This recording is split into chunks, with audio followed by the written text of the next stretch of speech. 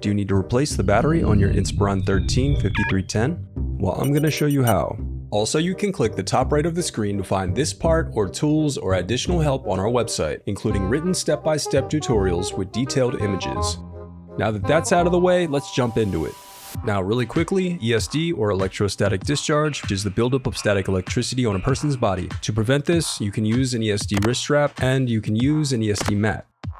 First, unscrew the bottom base cover. Now use a plastic scribe to pry apart and separate the bottom base cover. Then disconnect the battery cable. Now unscrew and remove the battery.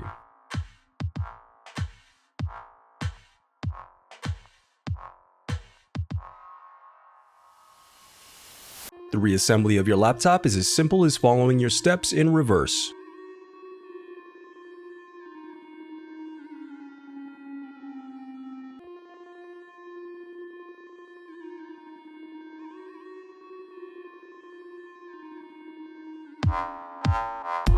If you still need help, you can visit partspeople.com and view printable DIY instructions to help you along the way. We also have playlists of thousands of Dell tutorials for hundreds of different models, so keep checking back.